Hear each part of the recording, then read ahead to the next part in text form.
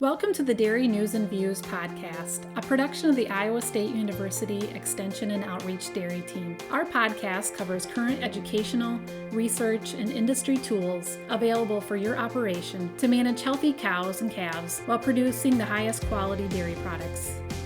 Well, thanks for joining us today on Dairy News and Views from the ISU Dairy Team. I'm Jen Bentley, Northeast Iowa Dairy Field Specialist, and today I'm here with my Extension Dairy Team colleague, Gail Carpenter, as we discuss today's topic with our guest. So welcome back to the podcast, Gail.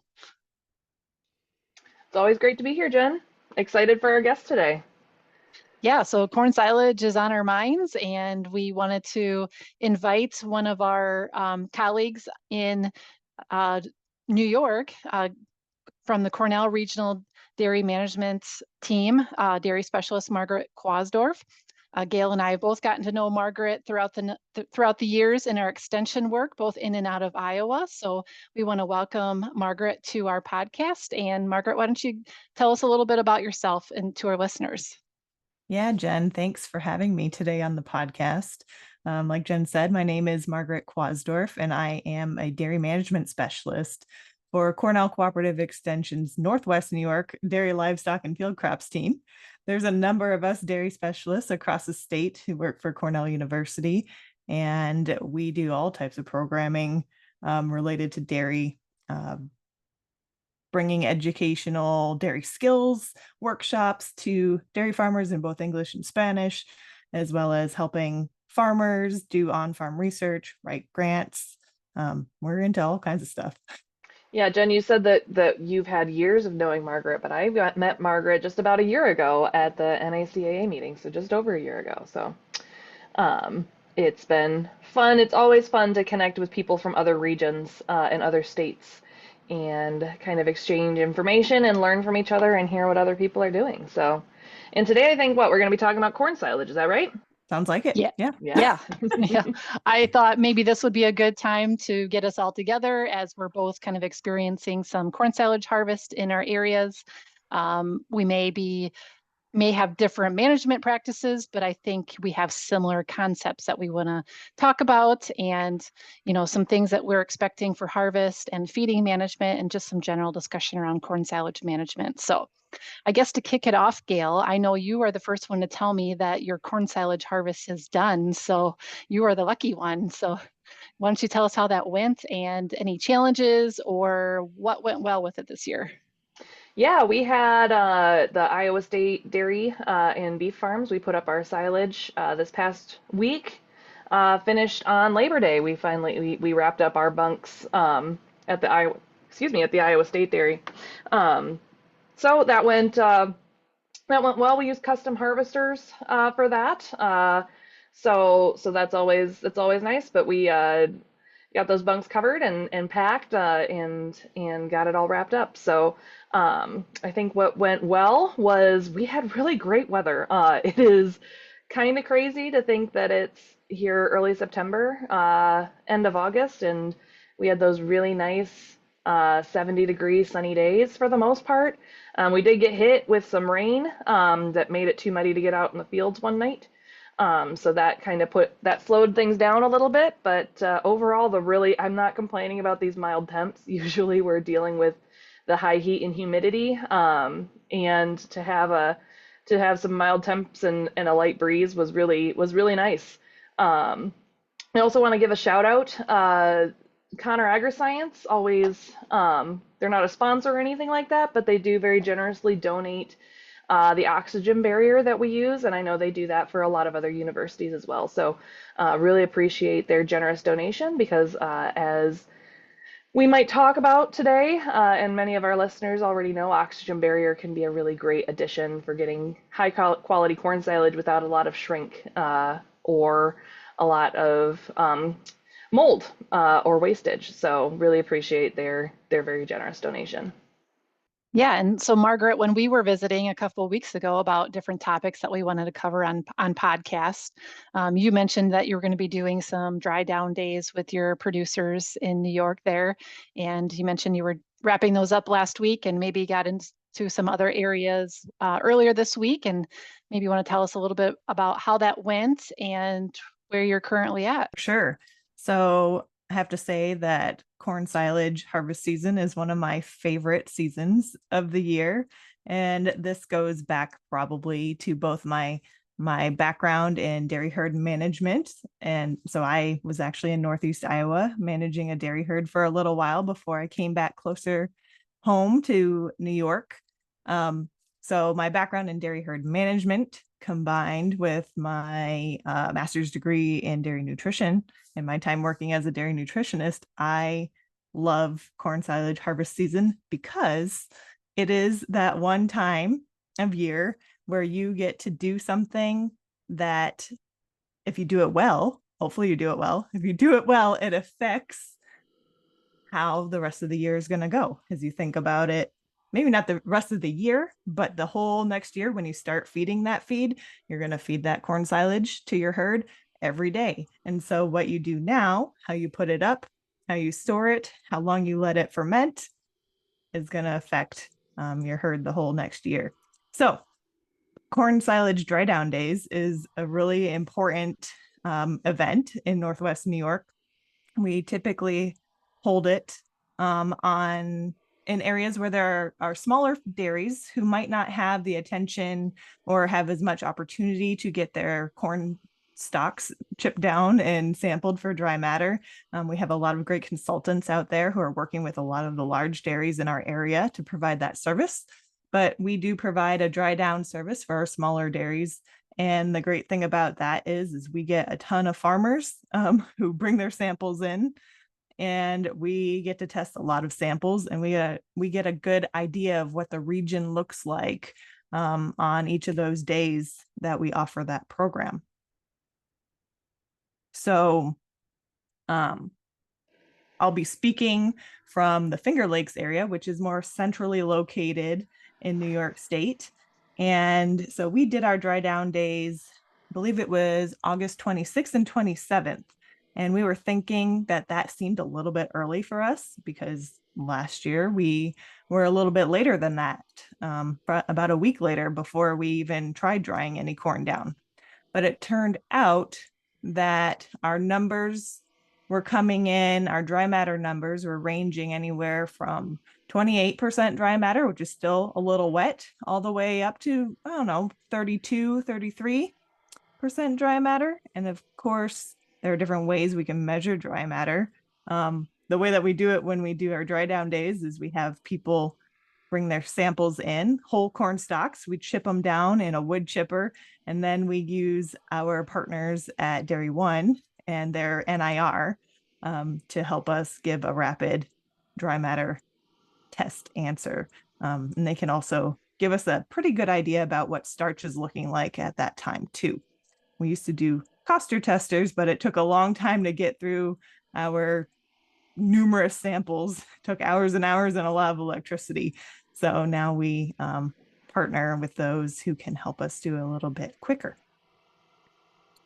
So what we were seeing, like I said before, some kind of in that 28% range up to 32.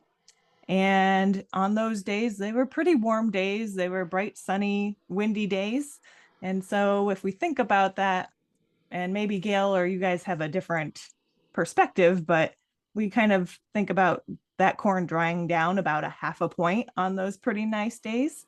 If it was really hot and dry, low humidity, but hot, and maybe if the corn was a little bit stressed or blighted or had any damage to it, it might dry down a little bit quicker, maybe up to 1% point a day.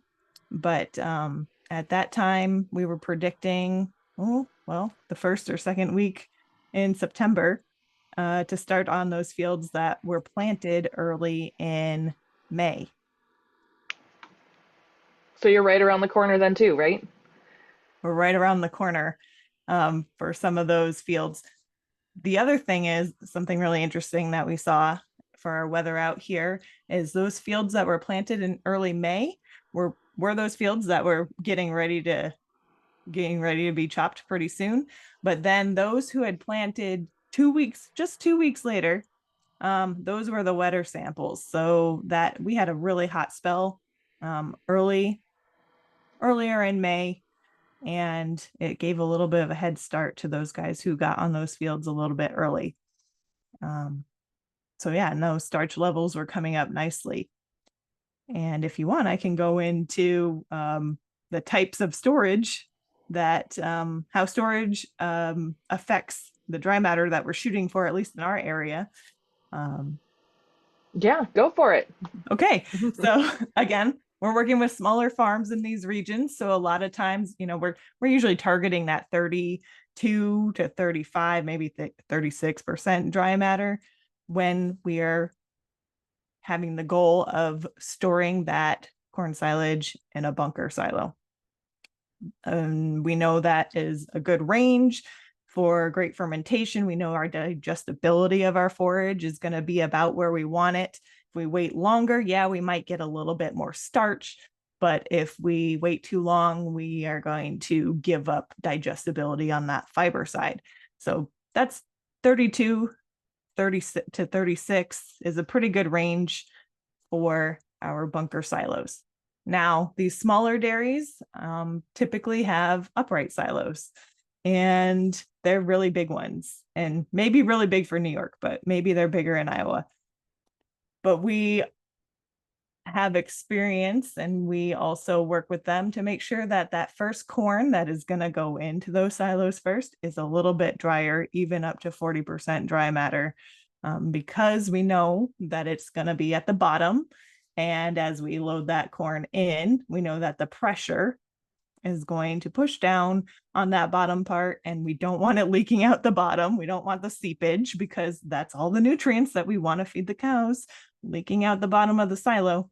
So typically these farmers have learned to put that in a little bit drier and then follow up with the fields that are starting to mature a little bit later and stack that on top.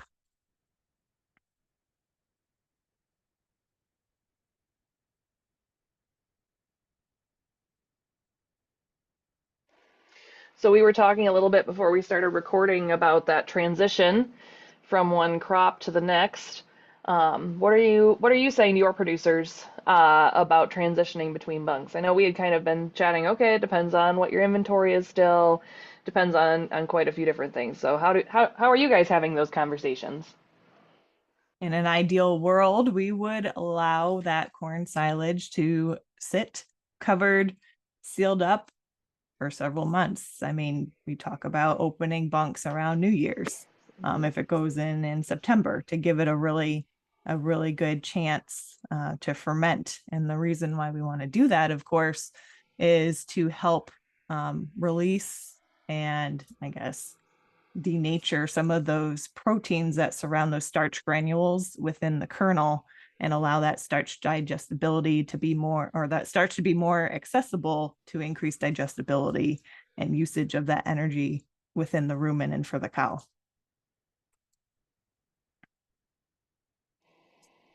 And I think this past year we haven't had as much concerns about stretching inventory as long. Some years you have, a low year, right? And you're kind of having that discussion about how do we make it to New Year's. I usually hear Christmas. That's only a week earlier, but we also put things up a little earlier, it sounds like. So yeah, have you guys seen the same thing? How are corn silage inventories looking this year out in the Northeast? I think we're looking pretty good. There's a lot of good carryover that we have from last year. So the talk has not been, concern about trying to chop lower or get more tonnage. It's kind of sometimes been like, oh, I hope we got to feed this bunk out first before we can fill it again. So that's where some of our challenges are coming from, which causes some people to wait a little bit longer, maybe past its prime harvesting stage, if they don't have space for it. In the past, when inventories are a little tight, we talk a lot more about maybe finding a location to put a bag that we can feed out of quickly, so that we don't have to open a different bunk and expose that to oxygen. We still want to have the best feed available and have it ferment for the time that we want it to, but we understand that sometimes we're feeding it earlier than we want to, and we try and preserve the quality of it the best we can and blend it with the current diet, knowing that, it's going to be different. It's gonna maybe not have the starch availability that a better fermented feed would have. But there's all different ways to manage that kind of stuff. What do you guys do? I think that's a great suggestion. I mean, it's also important to really talk to your nutritionist too about and keep an eye on that inventory all year and be projecting some of those things out so that you're not in July and you're like, oh crap, I'm not going to be able to make it, right? So I think it's important to be having those conversations and thinking about that inventory the whole year so you're not caught off guard. And then you can kind of, if you need to feed a lower corn silage diet to kind of make it stretch longer, you can do that a little bit more effectively if you've identified that you're going to have inventory issues in advance. And same thing with if you have extra that you have to feed out too. And like you're saying, try to feed down a bunk before you can harvest into that. Having those conversations ahead of time so that you're not in the middle of summer saying, oh, we need to either start feeding a lot more corn silage or a lot less corn silage. Being able to kind of modulate that inventory management throughout the year can be really helpful in keeping a good, consistent ration.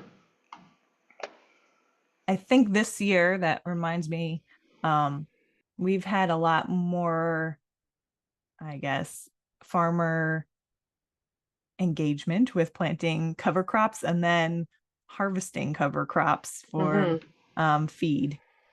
Sometimes it's going to heifers, but in times where we can add a little bit and it's the right quality to mix into a lactating cow diet, that good forage is good forage. So I think that's where New York has got a little bit more inventory flexibility there. I don't know if it's different in Iowa, but that has been kind of the trend here, is harvesting some of those cover crops to at least feed heifers, but if they're good enough, definitely goes into cow rations as well. Yeah, we've had a growing interest in those cover crops out here, and that's definitely something we've seen a lot more people become engaged with. And Jen, we have an upcoming podcast episode, don't we? Looking at some cover crop resources for Iowa dairy producers that are interested in learning more about how they can start incorporating covers into their forage management, because they're kind of a win-win, right? They offer a really great solution from an agronomic perspective, talking about soil health and just overall agronomic health of a farm. But then also, like you said, it provides so much flexibility. If you can harvest those covers, it provides so much flexibility for just being able to strategize a little bit better, right? So we always say if you're looking to be able to feed higher forage diets, the first step is to have a lot of forage, right? And unless it's molded, right? Unless it's molded or gross or like going bad, all forage can be useful, right? Whether that's for, like you said, heifers, or dry cows. Far off dry cows a lot of times can be a great forage option for dairies, because you don't need necessarily the highest quality forage. You probably don't even want the highest quality forage in terms of digestibility for heifers and dry cows. And that you have some of that flexibility to be able to make some of those decisions and feed some of that less digestible forage to other groups, gives you the opportunity to really emphasize and prioritize your good quality forages for your lactating cows, and not have to worry about where you're going to be getting how you're going to be filling that ration, right? So yeah, it's definitely something. I think the Northeast, it's probably a little bit, I don't want to say you're ahead of us, but I think there's probably been historically a little bit more uptake in the Northeast, but we're certainly in the Midwest seeing a lot of interest in that down here as well, because I think people see the benefit on both sides. Yeah, I wouldn't say necessarily that we're ahead, but we've had to definitely strategize a little bit more with the different opinions and suggestions that our state has over how things should be done. So our farmers are very innovative and are always looking for different ways to increase their sustainability. Yep. So we all learn from each other, though. One of the cool things that we do have developing, so it's not available yet, but we have some people on our forage team working more on inventories related to all the different harvest crops that we have, and kind of how that is related to timing, and kind of more of a real-time update as you feed out, so that you can make those decisions and say, oh, I am going to be running a little bit low on high quality corn silage. Here's all my other options that I could pull. Here's the amounts, and it kind of helps you make those decisions throughout the year versus when your nutritionist spot checks you and says, oh my gosh, we should slow down on corn silage if we want to make it. So that's going to be coming out sometime early next year. But with all these different options out there, and with inventories being kind of difficult to track if you're not on top of it, or if you don't have the software available, or if you don't have the time to look at the data, any of these tools can be helpful and in helping us be better managers on our dairies. That is one of the great benefits of using a feed management software. Any of them are good choices. I assume maybe there's some bad softwares out there, but all of your mainstream ones are going to be good options when it comes to managing your inventory. And I know we think about them a lot of time on like the day-to-day feeding routine, right? We tend to think of our feed management softwares, but there's a lot of value to in kind of helping track that inventory over time as well. Well, as we kind of wrap up here, Margaret, do you want to give a little plug on your Cornell podcast as well? I know I tune into it, and you have a lot of great topics and resources as well that I just want our listeners to, if they're looking for other podcasts let's tune into for dairy topics. Why don't you tell a little bit about your podcast? Yes. So our podcast is called Cornell Cow Convos. And what we try to do, and by we, I mean the regional dairy specialists and Pro Dairy in New York State, is we try and interview dairy farmers or allied industry partners and researchers about really relevant topics in the dairy industry, and try to get to the most practical, implementable piece of those while we're hearing different perspectives in the industry and from different farmers. So it's a really fun podcast to do because we always have a great guest and a great topic. The other thing that we do is we encourage our listeners to submit topics that they might be interested in via Qualtrics link, and we try and hit those as they come in. So yeah, Cornell Cow Convos, and you can find us on SoundCloud or anywhere you can listen to podcasts. Sounds great. I hope you get a few more listeners then from our podcast. And it was great having you on, Margaret. I know we collaborate on a few other projects. I know Iowa and New York are, quarterly meeting on beef on dairy topics. And so a lot of that cross reference of resources, trying to get the best information out to our producers is our goal, and we look forward to collaborating on other projects again. So again, thanks for being on our podcast, and we look forward to visiting with you on the next Dairy News and Views from ISU. This institution is an equal opportunity provider. For the full non-discrimination statement or combination inquiries, go to www.extension.iastate.edu/diversity/ext.